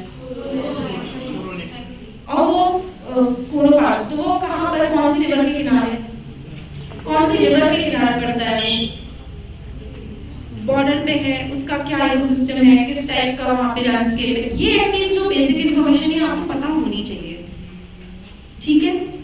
खासकर जो न्यूज में रहते हैं और कुछ बहुत इंपॉर्टेंट है, जैसे हमारे जितने भी 22 का रिजर्व्स हैं वो तो सबके सब इंपॉर्टेंट है।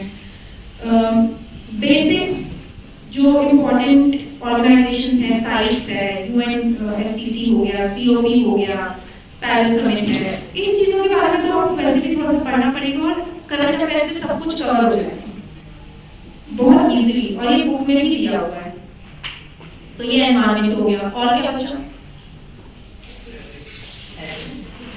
एथिक्स के लिए कोई भी एक बुक, लेक्सिकॉन की बुक आती है वो पढ़ सकते हो, और कुछ कोचिंग सेंटर्स का मटेरियल आता है वो देख सकते हो। बेसिकली उसका पर्पस एक है, डेफिनेशंस को पढ़ लेना और समझ लेना जो टॉपिक है, क्योंकि अगर डेफिनेशन ही आ जाती है पूछ के डायरेक्टली। पहले मैं केस स्टडीज का बताती हूँ। सॉल्व केस स्टडीज ले लो आप, पिछले 5 साल की, प्रीवियस 5 इयर्स की सॉल्व केस स्टडीज आप उठाइए और उन केस स्टडीज को पढ़ के पहले खुद आंसर लिखना, उसके बाद में उसका सॉल्यूशन देखना। एंड केस स्टडी 15 मिनट लेती है एक, जिसमें आपको उसको पढ़ना भी है, और यकीन मानिए एक पेज की होती है केस स्टडी, आपको फुल एक पेज पढ़ना पड़ेगा तब जाकर आप उसका सॉल्यूशन सोच पाओगे। आप किसी ने क्वेश्चन देखा है केस स्टडी का जैसा यूपीएससी में आता है, तो फिर उसको रीडिंग भी आपको तभी करनी है, उसी में आपको सॉल्यूशंस भी बनाने हैं।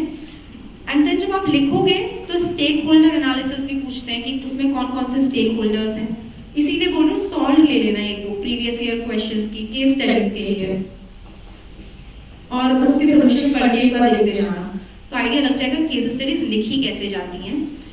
केस स्टडीज के लिए उन टॉपर्स की कॉपी जरूर देखिए जिन्होंने एथिक्स में अच्छा स्कोर किया है। ऑनलाइन पढ़ी रहती है टॉपर्स की आंसर कॉपीज भी, जैसे हम लोगों के बैच में साधन कर रहा है गुड स्कोर इन एथिक्स, उसके पहले विशाखा यादव मैम के अच्छे स्कोर थे एथिक्स में। ऐसे लोगों की कॉपीज को निकाल करके आप ये देखिए कि आखिर वो आंसर लिखते कैसे हैं, क्योंकि ethics is all about answer writing only. कुछ ऐसा नहीं है रटते चले जाओगे, यहाँ भी रटने का उसमें 30% है, तो बहुत ही ट्रिकी हो जाता है, क्योंकि कम पढ़ के ज्यादा स्कोर करने की कैपेसिटी है, लेकिन अगर आपकी आंसर राइटिंग अच्छी हो तो प्लीज इसमें आंसर राइटिंग को बहुत ध्यान देना है, स्पेशली केस स्टडीज में। कोशिश करो कि जब एथिक्स पढ़ो तो डेली एक केस स्टडी लिखो जरूर, और वो भी आई प्रीवियस ईयर क्वेश्चन की केस स्टडी लिखिए जो यूपीएससी ने पूछी हुई है, उसकी कोई कमी नहीं पड़ेगी आपको। आप पिछले 6 साल में उठा करके लिख लो, एक दिन लिखोगे आराम से महीना भर चल जाएगी।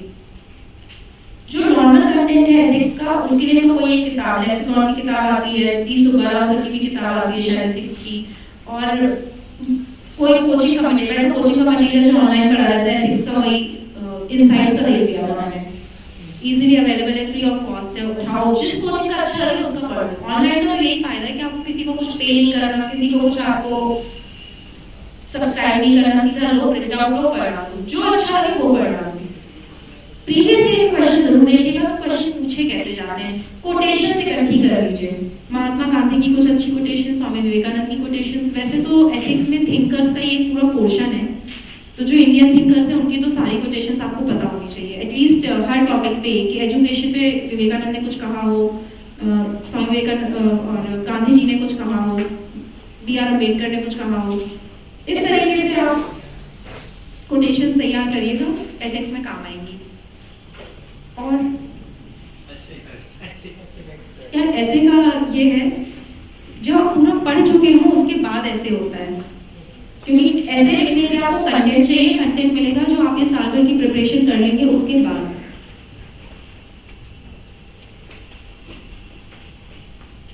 साल भर की प्रिपरेशन करने के बाद आपको ऐसे के लिए पूरा कंटेंट तैयार होगा। कोई भी टॉपिक ऐसे में आता है, ऑन द फेस वो लगे कि वो एक बहुत ही डायरेक्ट फेंका हुआ टॉपिक है, पर वो जीएस का आंसर नहीं है, आपको मल्टी डायमेंशनली उसको सोचना है। पॉलिटिकली सोचिए, इकोनॉमिकली सोचिए, सोशल एंगल से सोचिए, वुमेन के एंगल से सोचिए। इस तरीके से अगर आप उसको ब्रेक करेंगे तो बहुत इजीली आप उसको अटेम्प्ट कर पाएंगे। ऐसे का इंट्रोडक्शन किसी कोई बहुत ही अच्छा कोटेशन याद आ रहा हो, आप कोटेशन से इंट्रोड्यूस कर दीजिए। फैक्ट से यूजुअली कहते हैं कि इंट्रोड्यूस नहीं करना चाहिए, लेकिन अगर आपके पास इंटरेस्टिंग फैक्ट्स हैं, जैसे मेरे टाइम में मैंने जो ऐसे लिखा था वो पैट्रियार्की पे लिखा था कि पैट्रियार्की दिखाई कम देने वाली लेकिन सबसे ज्यादा सिग्निफिकेंट एक सोशल इंस्टीट्यूशन है, ऐसे करके आया था कि it is the least seen but the most manifested social institution in the society, ऐसा करके आया था। तो मैंने डेटा ऐसे स्टार्ट किया था कि आज तक यूनाइटेड स्टेट्स, जो कि सबसे डेमोक्रेटिक कंट्री मानी जाती है दुनिया की, वहां पे एक भी वुमन प्रेसिडेंट नहीं हुई। आप वर्ल्ड के टॉप 10 रिच इंडिविजुअल्स देखेंगे तो उसमें आपको कोई वुमन दिखाई नहीं देती, ठीक है। इंडिया में अभी तक कोई चीफ जस्टिस वुमेन नहीं है अभी तक। तो क्या ऐसे 2-3 और पॉइंट्स दिए थे मैंने कि आप major industrialist of the world देखिए, वुमेन नहीं है। आप हमें अंबानी, अडानी, टाटा जो भी बोलते हैं उसमें how many are women? How many major industrial groups do you know that are women headed आज इंडिया में? Today we have obviously, but do we have mammoth headed by women? Still no. तो क्या ये simply इसलिए है कि women are incapable, और ये coincidence तो नहीं हो सकता ना कि everything is not a coincidence. There is definitely a reason behind it. Are women incompetent? No, क्योंकि वो प्रूफ तो कर रही है हर चीज में। आप हर जगह देखेंगे ये जो ग्रॉस एनरोलमेंट रेशियो है वो women का ज्यादा है men से, even at primary, secondary and also at higher education level. And this is the data that you get from different sources, government sources. तो incompetence तो नहीं है रीजन, और एक जगह incompetence रीजन हो सकती है। हर फील्ड में ऐसा क्यों है कि women are not being able to reach those milestones? तो मैंने ऐसे यहीं से इंट्रोड्यूस किया था। The reason is patriarchy. फिर आप patriarchy को ब्रेक करिए। आप पॉलिटिकली लिखिए कि कितने परसेंटेज लोकसभा में रिप्रेजेंटेशन है उनका, कि आधी पॉपुलेशन इंडिया की वुमेन है रफली, और उस आधी पॉपुलेशन का जो रिप्रेजेंटेशन है वो हार्डली 15 से 20% ही हो पाता है।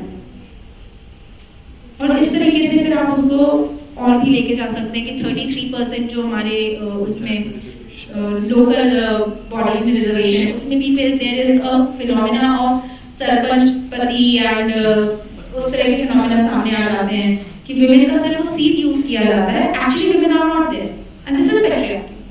This is the reason कि वो patriarchy दिखे या ना दिखे, but वो manifested तो है। फिर आप छोटी-छोटी सोशल चीजें देख सकते हो कि after marriage women have to change their surname, or women have to leave their family. What is the reason? Patriarchy. इसके पीछे कोई scientific reason नहीं है, but it's just patriarchy and it's visible everywhere. तो ऐसे में तो आपको एक टॉपिक दे दिया, उसको आपको ब्रेक करना है। आप उसमें लेबर फोर्स की बात करिए, आप देखिए कि जो विमेन के जॉब्स हैं दे आर टिपिकली पेड लो, जो विमेन सेंट्रिक जॉब्स हैं। आप डोमेस्टिक हेल्थ को देख लीजिए, रिसेप्शनिस्ट वगैरह की जो जॉब्स हैं उनको टिपिकल कर दिया गया है, it's a women centric job, it's not paid that well. Teachers में अगर आप देखोगे तो primary teachers are mostly women, professors are mostly males. Why? अगर women are so good at teaching, क्योंकि जैसे जैसे आप अपना पेडेस्टल जाते हैं तो जो हमारा इंस्टीट्यूशन में उस तरीके से बना हुआ है they don't favour women there. फिर जब आप ये सारी चीजें लिख देंगे तो आप ये नहीं कह सकते कि सब कुछ बुरा है। women are improving, the status of women is definitely improving in the society, तो आपको पॉजिटिव चेंजेस भी लिखने हैं। आप गवर्नमेंट के एफर्ट्स को लिखिए कि बेटी बचाओ बेटी पढ़ाओ स्कीम के कारण, सुकन्या समृद्धि योजना के कारण क्या चेंजेस आप देख रहे हो सोसाइटी में, तो आप उस तरह से उसको लिखिए। फिर जो विमेन रिप्रेजेंटेटिव्स हैं उनकी ट्रेनिंग वगैरह के लिए जो फैसिलिटीज और स्कीम्स लेकर के आ रहे हैं उनके बारे में लिखिए। सेल्फ हेल्प ग्रुप्स के जरिए the government is trying, self help groups में जो एनआरएलएम है उसमें तो हम वुमेन पे स्पेशली पूरा फोकस दे रहे हैं कि उनके इकोनॉमिक एम्पावरमेंट के लिए। तो ये भी चीजें हमें लिखनी है कि ऐसा नहीं है कि पैट्रियार्की को ब्रेक नहीं कर रहे, we are breaking the patriarchy, तो उसमें आपको फिर पॉजिटिव एफर्ट्स भी लिखने हैं। और लास्ट में आप ये लिख सकते हो, जैसे मैंने तो लास्ट में एक अच्छा सा पॉजिटिव सा कंक्लूजन आपको देना है कि एम्पावरमेंट हो रहा है। कोई भी जो बर्ड है, कोई भी चिड़िया होती है वो दो पंख पे ही उड़ती है, तो अगर इंडिया की बर्ड को आप देखेंगे तो उसका एक पंख मेल है एक फीमेल है, nothing against the third gender, I am just trying to put it that way. क्या यू कैन नॉट से 50% और half the population of the country will, आप नहीं हो सकते हो जब तक India has to fly, it has to fly on both the wings, तो you have to empower women. ठीक है, एज एनेक्डोट आप उसको एंड कर दो, इस तरह से आप ऐसे लिखो, हर फील्ड को टच करते हुए उसमें प्रॉब्लम्स क्या हैं, सॉल्यूशंस क्या हैं, हम फ्यूचर क्या देखते हैं, पूरा ऐसे अच्छे से इसको, क्योंकि ऐसे को हिंदी में कहते हैं निबद्ध, अच्छे से बंधा हुआ कि हर डायरेक्शन से आपने इसको कवर कर लिया है। आजकल जो ऐसे आते हैं वो बहुत ही फिलोसॉफिकल से लगते हैं, माइंड यू लगते हैं पर होते नहीं हैं। जो मेरे घर में कहा था कि मनुष्य होने और मानव बनने के बीच का सफर ही जीवन है, from being human to becoming humane, as a human to humane। समझ आपको टॉपिक समझ में आया कि ह्यूमन बीइंग तो हम बने आए हैं, but to become a human that is life. तो ऑन द वे से अब इसको सोचो, पॉलिटिकली सोचो, ह्यूमन का बेसिकली नेचर क्या होता है, अपनी जरूरतों को पूरा करना, और ह्यूमेन क्या होता है, दूसरों की जरूरतों के बारे में सोचता है। अगर आप पॉलिटिकली सोचो, पहले क्या होता था, मोनार्की होती थी, किंगडम्स होते थे, ह्यूमन राइट्स भी होते थे। आज हम ह्यूमन राइट्स की बात करते हैं, डेमोक्रेसी की बात करते हैं। पहले आप इकोनॉमी में हम पढ़ते कैपिटलिज्म, कोलोनियलिज्म, इंपीरियलिज्म वाली सारी चीजें चलती थी कि बस कोलोनाइज कर लो, उनको एक्सप्लॉयटेटिव था, पूरा एक्सप्लॉयटेटिव कैपिटलिज्म होता था। आज सस्टेनेबल डेवलपमेंट, आज you talk about green economy. पहले अगर आप देखोगे इंडस्ट्रियल रिवॉल्यूशंस होते थे जो 1.2, 2.0 जो भी हुए हैं, वहां पे एनवायरनमेंट का ध्यान नहीं रखा गया। That was just a human need कि जो ह्यूमन की नीड्स है पूरी कर दी है। आज हम एनवायरनमेंट और इवन एनिमल्स की नीड्स की भी बात करते हैं, ब्लू इकोनॉमी जैसे कांसेप्ट्स आते हैं। सिमिलरली आप दूसरे सिचुएशंस को देखिए, जैसे कास्ट था, जेंडर था, पहले बहुत ज्यादा रिजिड होता था, आज हम उसको और लाइट करके ह्यूमन बनाते जा रहे हैं। तो बेसिकली अगर आप पॉलिटी को देखो, जैसे पहले हमने वो डेमोक्रेटिक राइट्स वाली बात की, इंटरनेशनल रिलेशंस देखो, पहले वर्ल्ड वॉर्स हो रहे थे, क्यों? सबका नीड क्या था, बस अपनी नीड्स, लोग अपने बारे में सोच रहे थे, कंट्रीज अपने बारे में सोच रही थी। आज क्या हो रहा है, आज आप यूनाइटेड नेशंस बना रहे हो, आज आप ग्रुप्स G20, G10 ये वो कर रहे हो, सो दैट नोबडी फाइट्स। तो इस तरीके से आप उसको पूरा ब्रेक डाउन कर लो कि हर चीज ह्यूमन नीड्स से लेके ह्यूमन नीड्स पे जा रही है। इवन खुद जो इंसान होता है उसके लिए अगर आप लाइफ को ट्रेस करोगे तो एज अ चाइल्ड आप उससे कुछ चाहिए होता है तो he will cry, he will not think about others, but when they grow up expectation तो यही कि they start thinking about others also, they start following rules. Why are rules इसलिए होते हैं कि हम अपनी जरूरतों के साथ साथ दूसरों का भी ध्यान रखें, ये नहीं कि हमें जो करना हम करते रहे। फिर ये सारी चीजें लिखने के बाद मैं ऑलवेज राइट कि this journey is not complete, आज भी कंप्लीट नहीं है। आज फिर आप उसमें सारी चीजें लिख दो कि इकोनॉमिकली आप देखो तो अभी भी इनइक्वालिटीज हैं, पॉवर्टी है, जेंडर पे गैप है, उस तरह से आप लिख के कमियां बता दो। उसके बाद आप फाइनली इसको जो कंक्लूड करने के लिए जाओगे तो ये लिखोगे कि हम सबका जो कलेक्टिव एम है वो सर्वोदय का होना चाहिए। सर्वोदय गार्जियन कॉन्सेप्ट है कि everybody has to rise together, so that is the end goal of life, of maybe human life, economic life, political life, कोई भी life हो, उसका end goal यही है कि everybody should rise together. This is how you should write an essay. I wrote an essay at least. There are people who have written better essays, ऐसे जिनके अच्छा स्कोर है, आप जाकर उनकी कॉपीज एक बार जरूर पढ़िएगा। मैंने अमित दुबे शेट्टी सर की कॉपी जो ऑनलाइन पढ़ी हुई है, उसको कई बार पढ़ा था और उनके राइटिंग स्टाइल को कॉपी करने की ही कोशिश की थी। So this is essay. और बताइए। वर्ल्ड हिस्ट्री के लिए भी ना ये थोड़ा सा ट्रिकी सा है। आप एक तो YouTube पे प्रतीक नायक का वो पढ़ा हुआ है, प्लेलिस्ट पढ़ा हुआ है हिस्ट्री का, उसको सुन लो तो आपको एक आइडिया लग जाएगा। प्रीलिम्स में आता नहीं है, मेंस में 1 या 2 क्वेश्चन आएंगे। तमिलनाडु बोर्ड की क्लास 12 की जो बुक है हिस्ट्री, पुराना वाला एडिशन, नया वाला नहीं, पुराना जैसे छोटी सी किताब आती थी वो ना, उसमें सेकंड पार्ट में वर्ल्ड हिस्ट्री दिया हुआ है, बेसिक दिया हुआ है, पॉइंट वाइज है, उतना करके आप चले जाइए और प्रीवियस ईयर के क्वेश्चंस तैयार कर लीजिए। और गवर्नेंस एक्चुअली पॉलिटी का ही एक एक्सटेंशन है, तो उसमें जो टॉपिक्स यूपीएससी ने अपने सिलेबस में मेंशन किए हैं, good governance, smart governance, accountability, citizen charter और ई गवर्नेंस, इन सबको ऑनलाइन गूगल कर लेना, e governance UPSC, good governance UPSC, और कुछ ना कुछ मटेरियल मिल जाएगा किसी डिफरेंट वेबसाइट से, उसको प्रिंट आउट लेके कर लेना। गवर्नेंस वैसे हो जाएगा, पॉलिटी का ही एक्सटेंशन है। जैसे हाँ गवर्नेंस में ये हो गए, इलेक्टोरल रिफॉर्म्स हो गए, तो इलेक्टोरल रिफॉर्म्स यूपीएससी ऐसे करके गूगल करके मटेरियल कलेक्ट कर लीजिएगा। और बताएं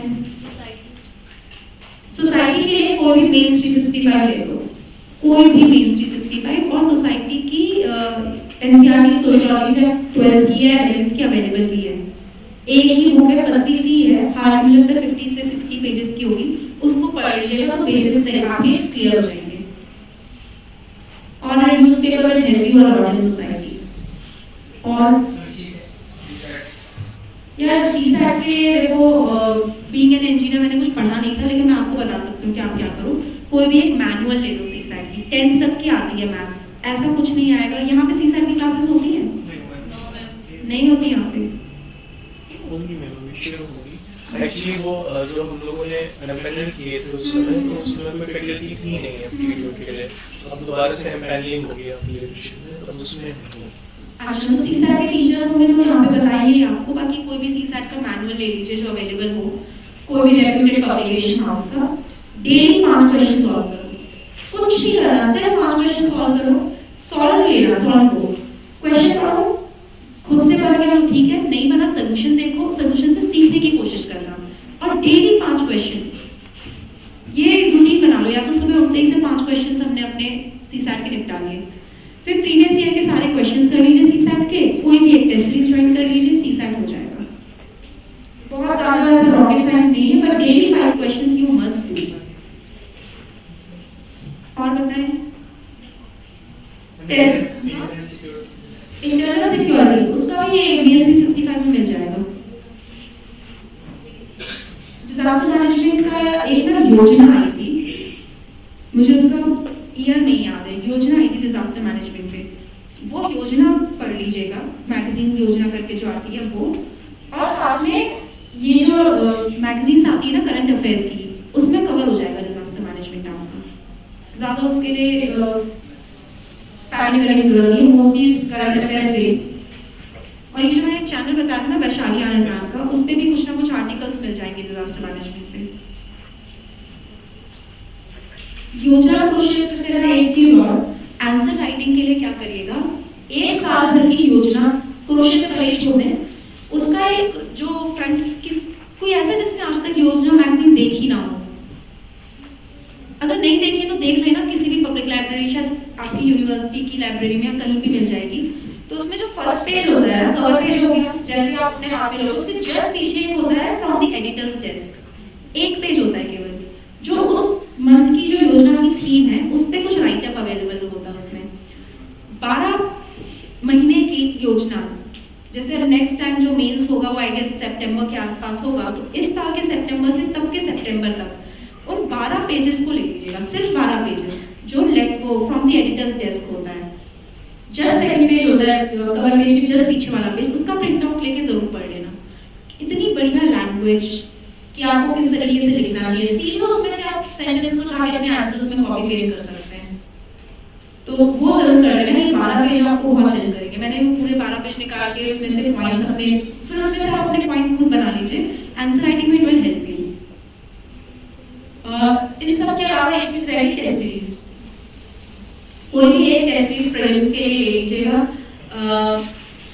2 ले लीजिएगा और ज्वाइन करने की जरूरत नहीं है, मार्केट में मिल जाते हैं आपको इजीली, शेयर कर सकते हैं आपस में एक दूसरे के साथ भी। आप चाहें कुछ यहाँ से अवेलेबल करवा दिए जाएंगे, उनको सॉल्व करिएगा बिल्कुल ये मान के कि आप पेपर ही सॉल्व कर रहे हैं। एलिमिनेशन टेक्निक्स को भी जब ऐसा ना हो कि आप एग्जाम में जाके ही चेक कर रहे हो उसमें जो एलिमिनेशन टेक्निक आती है कि नहीं आती, टेस्ट सीरीज के थ्रू आप चेक करते जाइएगा। कुछ सब्जेक्ट्स में एलिमिनेशन टेक्निक अच्छी काम करेगी, कुछ में नहीं काम करेगी, और ये हर व्यक्ति पे अलग अलग डिपेंड करेगा। जैसे मेरे लिए पॉलिटी वगैरह में एलिमिनेशन टेक्निक चल जाती थी, पर एनवायरनमेंट में नहीं चलती थी, तो मैं फिर कोशिश करती थी कि अगर एनवायरनमेंट का क्वेश्चन ऐसा आ जाए जहाँ मुझे एलिमिनेशन यूज करना पड़ रहा, मुझे कंफ्यूजन है, तो मैं अवॉइड करूंगी। एक चीज और पूछूंगा आपको, बोलेंगे कि प्रीलिम्स का पेपर इतना डिफिकल्ट आता है कि बुक्स से आता ही नहीं है, कि भाई ऑलमोस्ट 40% पेपर तो बुक्स के बाहर का था। अगर आप कट ऑफ देखोगे तो वो भी नीचे जा रहा है, 90 के आसपास कट ऑफ है 200 में से। तो यू शुड नॉट एम कि मैं तो पूरा 200 मार्क्स का करके आने वाली हूँ या करके आने वाला हूँ। आपका एम है प्रीलिम्स के कट ऑफ को निकालना, जो बेसिक है, एटलीस्ट जो किताबों से क्वेश्चंस आ रहे हैं वो हमारे गलत ना हो, उतना तो आप सही करके आइए। तो उधर टारगेट करिए जिसमें हमारा प्रीलिम्स का कट ऑफ निकले। अननेसेसरी इंफॉर्मेशन से खुद को बॉक डाउन मत करिए, और कट ऑफ नीचे जा रहा है, पेपर टफ हो रहा है, कट ऑफ भी नीचे जा रहा है, ऐसा नहीं कि आप ही को बस नहीं बना, बहुत लोगों को नहीं बना। जिस समय मैंने दिया था उस समय मैंने जो आगे अपने कैलकुलेट किए मार्क्स तो 96 से 100 के बीच में आ रहा था। तो प्रीवियस ईयर में जो कट ऑफ था वो 98 था, तो मैं बहुत ही डाइसी सी सिचुएशन में थी कि होगा या नहीं होगा। लेकिन जब रिजल्ट आया तो कट ऑफ 92.2 था, तो इजीली क्लियर हो गया, मेरे 98 मार्क्स थे। तो इस ये ज्यादा जज करने की जरूरत नहीं है, पेपर बहुत टफ है, पेपर बहुत टफ है, कट ऑफ नीचे चला जाएगा, that is not your concern. आपका कंसर्न ये है कि जो बेसिक क्वेश्चंस है वो गलत करके नहीं आने आपको। तो टेस्ट सीरीज लगाइए, टेस्ट सीरीज में कोशिश करिए कि बेसिक क्वेश्चंस गलत ना करें, जो नहीं बनता है उसको पढ़ के समझ के रख लीजिए, एक्स्ट्रा नॉलेज आपका ऐड लग जाएगा। टेस्ट सीरीज के लिए एक रजिस्टर बना लीजिएगा, उसको डिवाइड करिएगा टॉपिक सब्जेक्ट वाइज।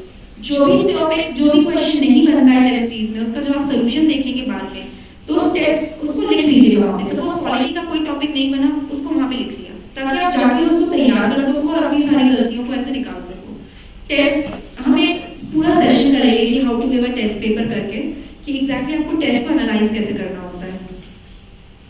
और कोई चीज आंसर राइटिंग, आंसर राइटिंग के लिए अभी क्या करिए, जो भी आप टॉपिक पढ़ते हैं उसका प्रीवियस ईयर क्वेश्चन यूपीएससी में जो पूछा हुआ हो उसको लिखने का ट्राई किया करिए, और यहाँ पे अपने टीचर्स को दिखा दिया करिए। और वर्ड लिमिट पे जरूर ध्यान दीजिए। टाइम अभी भले ही आप आधा घंटा लेके एक क्वेश्चन लिख लो, कोशिश करो क्वेश्चन लिखना सीख लो पहले। डायरेक्ट प्रैक्टिस करने से अच्छा first to learn how to write a question. Answer writing on essay we'll take separate classes next week and next to next week. So anything more, और कुछ जो आप चाहते हो मैं आपको बताऊं। इंटरव्यू के बारे में मैं इसलिए नहीं बताऊंगी because that is the last stage, not the social. कितने लोगों का सोशियोलॉजी ऑप्शन है यहाँ पे? बहुत कम लोग हैं, आई डोंट थिंक इतना फ्रूटफुल है अभी एज ऑफ नाउ। आगे कभी भी आऊंगी तो फिर उस पे हम डिस्कस अलग से बैठ के कर लेंगे, ठीक है? मैम 24 में जैसे टारगेट है तो कब तक सिलेबस कंप्लीट हो जाना चाहिए? अज्यूमिंग कि मई 24 के आसपास एग्जाम होगा, तो आप कोशिश करो कि आप दिसंबर 2023 तक वाइंड अप कर दो, ताकि आप रिवीजन। आप कॉलेज जाते हैं? हाँ, तो क्योंकि कॉलेज के साथ में आपको थोड़ा सा टाइम भी मैनेज करना पड़ेगा, इसलिए आप कोशिश करें कि आप ऑप्शनल और ये पूरा ये सब चीज दिसंबर 2023 तक करें, और फिर आप आराम से रिवाइज कर सको बाकी टाइम में। हाँ जी, फ्रेशर्स अभी तैयारी जो जस्ट स्टार्ट कर रहे हैं, एक तो सिलेबस को समझने से स्टार्ट करिए, और कोई भी एक सब्जेक्ट जो आपको इंटरेस्टिंग लगता हो वहां से, क्योंकि ऐसा ना हो कि आप पहला ही सब्जेक्ट पढ़े और आपको लगे कि ये बेकार सी एग्जाम है। अगर आपको हिस्ट्री अच्छा लगता है तो स्पेक्ट्रम उठा के शुरू कर लीजिए, आप इतना स्टार्ट कर को लेके स्टार्ट कर सकते हैं प्रिपरेशन। प्रीवियस ईयर के वही कभी क्वेश्चन देख लिया, एक आध क्वेश्चन लिख के दे दिया, वही नॉर्मल जैसे। एक्चुअली इसका फर्क नहीं पड़ता रहा है, B Ed fresher, B Ed veteran, ऐसा इतना कुछ नहीं है, पढ़ना सबको उतना ही है। इनफैक्ट फ्रेशर्स को एक ये एडवांटेज है कि आप क्योंकि जस्ट स्टार्ट कर रहे हो तो कोई बैगेज नहीं है, आप अपनी प्रिपरेशन अपने हिसाब से प्लान कर सकते हो। So that just brings me to my last point is preparation, planning। आपको प्लान करना पड़ेगा क्योंकि एक साल लंबी प्रोसेस में आप ये पढ़ाई कंप्लीट करते हो, फिर एक साल लंबी प्रोसेस में आपकी एग्जाम होती है। You will have to plan a lot। कौन से मंथ में कितना सिलेबस कंप्लीट हो जाना चाहिए। अगर आप ये गोल लेके चल रहे हो कि प्रीलिम्स के 1 महीने पहले तक मुझे पूरा सिलेबस कंप्लीट कर देना है अलॉन्ग विद रिवीजन, तो अगर रिवीजन कंप्लीट करना है तो और 1 महीने पहले उसको शिफ्ट करिए। अगर मई में है तो आपको मार्च तक सिलेबस कंप्लीट करना है। आज दिसंबर है, दिसंबर से लेके मार्च, यू हैव 4 मंथ्स। 4 मंथ्स को कैसे डिवाइड किया जाए, कौन सा सब्जेक्ट कितने टाइम में हो जाना चाहिए, ये प्लानिंग आप जरूर करिए। एक डायरी हमेशा अपने पास रखिए। Are you able to reach your goals और नॉट, क्योंकि जब आपको ये पता होगा कि आपको कितनी स्पीड से भागना है, उस हिसाब से ही आप अपना सिलेबस प्लान करोगे कि आपको 10 घंटे पढ़ना है कि आपका काम 4 घंटे में ही चल जाएगा। जिन लोगों को 2024 में दे रहे हैं वो आराम से अगर डेली 6-6 घंटे भी पढ़ेंगे तो दे कैन डू इट। किसी को 23 का अटेम्प्ट करना है, you will have to push yourself कि आप डेली 8 से 9 घंटे बैठ के पढ़ेंगी। तो उस हिसाब से प्लान करके चलना, अपना प्लान खुद बनाना। अगर स्पेक्ट्रम पढ़ रहे हो तो इतने दिन में स्पेक्ट्रम हो जाना चाहिए, plus minus 1-2 days okay, but just plan your preparation. और बताएं, हिस्ट्री ऑप्शन मेरा ऑप्शन हिस्ट्री नहीं है।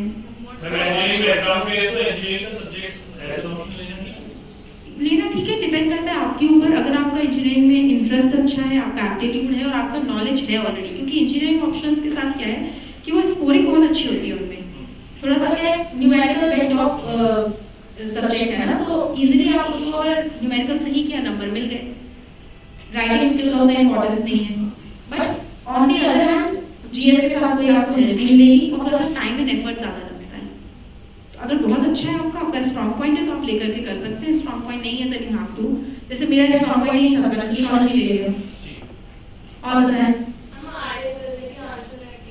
आर्ट एंड कल्चर की आंसर राइटिंग के लिए ना एक तो फैक्चुअल होती है, बहुत ही कम एनालिटिकल होती है। वो प्रीवियस ईयर के क्वेश्चंस उठा लीजिए मेंस के, किस तरीके के पूछे जाते हैं। जैसे सपोज कोई क्वेश्चन ऐसा आ गया कि इंडस वैली सिविलाइजेशन का आज के दिन में क्या, इंडस वैली सिविलाइजेशन के आर्ट फॉर्म का आज क्या इंपॉर्टेंस है, तो फिर आप उसमें लिख सकते हो कि इंडस वैली टाइम बीट्स वगैरह होते थे, even today beads are used, more polish, lapis lazuli वगैरह यूज होता था। फिर इंडस वैली के टाइम पे जो टेराकोटा के फिगर्स होते थे, आज भी टेराकोटा के फिगर्स चल रहे हैं, गॉड्स गॉडेसेस के फिगर्स चल रहे हैं, उस तरीके से आप कंपेयर कर सकते हो। वैसे क्वेश्चन आएंगे, ऐसे आ सकते हैं कि एक बार गांधार आर्ट में ग्रीको बैक्टीरियन जो आर्ट फॉर्म्स हैं उनको थोड़ा सा अलग करने के लिए लिख दिया था। वैसे क्वेश्चन आते हैं, यूजुअली कोई इंफॉर्मेशन बेस्ड ही होते हैं and that you can do easily. You can manage it if you have good source of information. आपने प्रीवियस ईयर के क्वेश्चंस को एक बार लिख करके देखा हुआ है तो आप कर लोगे। और क्वालिटी है अपना क्वालिटी पीएसआईआर जो पीएसआईआर पीएसआईआर तो हां अच्छा ऑप्शन है, लोग निकलते ही हैं लेके। तैयार कैसे स्टार्ट करें? आई डोंट नो, क्योंकि पीएसआईआर का ऑप्शन नहीं है।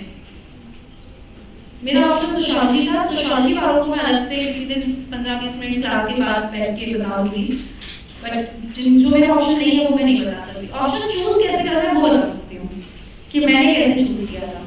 पहले तो ऑप्शंस की लिस्ट देख लो, आधे से ज्यादा ऑप्शंस तो इसलिए बन जाते हैं क्योंकि आपका उसमें कोई बैकग्राउंड नहीं है और दूर दूर तक बैकग्राउंड नहीं है। जैसे अगर आप डॉक्टर नहीं हो तो आप मेडिकल साइंस क्यों लोगे? It doesn't make any sense कि you are not even a doctor and you take medical science।